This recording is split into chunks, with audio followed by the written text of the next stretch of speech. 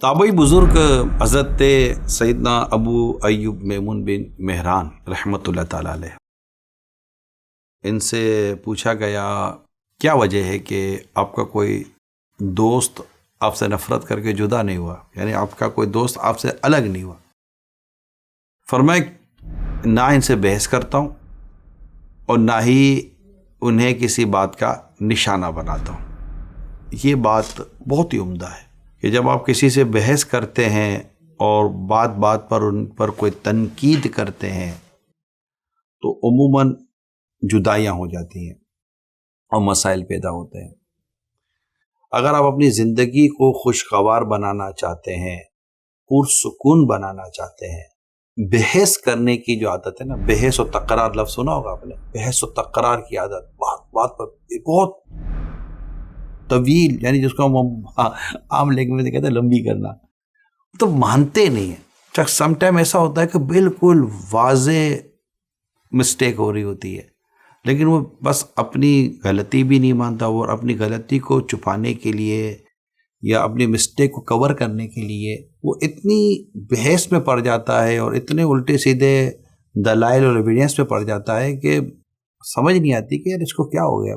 In short कह दे जी जनाब गलती हो गई, सॉरी। ये मूवमेंट आपने देखे कि जो सड़कों पर थोड़े थोड़े हल्के फुल्के भी अगर एक्सीडेंट हो जाते हैं, कार मोटरसाइकिल और साइकिल और रिक्शा वगैरह, वो भाई जो दो लड़ते हैं, अब भाई अगर आपकी गलती है और कह सकते हैं कि ये अंदाज़ा हो जाता है कि गलती मेरी थी, मैं ही वन वे तोड़ कर आ रहा था, मैं ही ओवर स्पीड पर आ रहा था, राइट इसका था आने का और मैं बीच में घुस गया और मुझे थोड़ी बहुत जल्दी थी, मैंने आगे पीछे देखा नहीं था, मैंने सिग्नल का लिहाज नहीं किया था, तो कह देना कि यार sorry sorry sorry sorry mistake हो गई, गलती हो गई, माफ़ कर दिए। या कभी किसी को धक्का लग जाता है तो हमारी मिस्टेक होती है, धक्का लग गया, अरे भाई क्या है, क्यों धक्के मार रहे हो, सॉरी सॉरी गलती हो गई।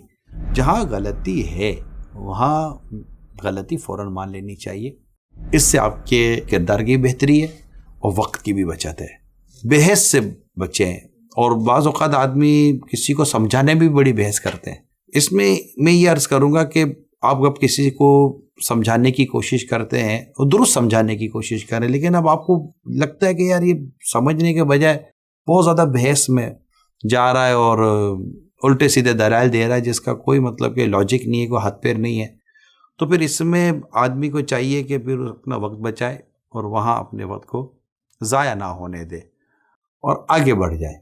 तो इंशाअल्लाह इससे आपके वक्त की बचत होगी, आप पुरसुकून रहेंगे, दिल में बुग़्ज़ नहीं आएगा, कीना नहीं आएगा, आपके जज्बात मजरूह नहीं होंगे और एक अच्छी एक कंफर्टेबल लाइफ आप गुजार सकेंगे। ये अगर थोड़ा सा आप इसको गौर करेंगे जो मैंने अभी कहा है और इसको अगर आप मतलब वो कहते हैं ना कि वो मश्क करेंगे, नहीं यार ये आदत मुझे निकालनी है, यार ये बहस की आदत है। मैं आपको हज़रत सैयदना मारूफ करखी रहमतुल्लाह ताला अलैह का एक इरशाद बयान करता हूँ।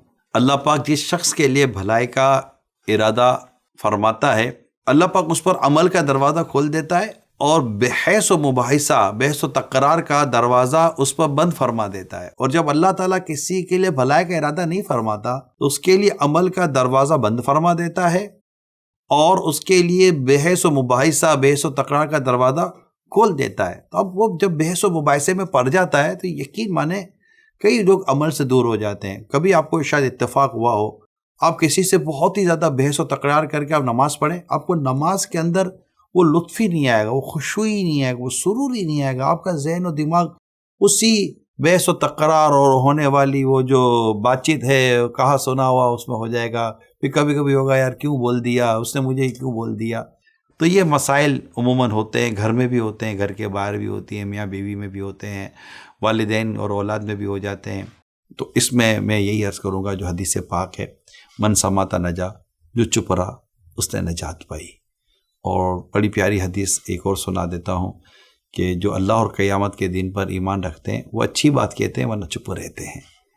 अल्लाह ताला हमें फ़ुज़ूल बहस व तकरार से महफूज फरमाए।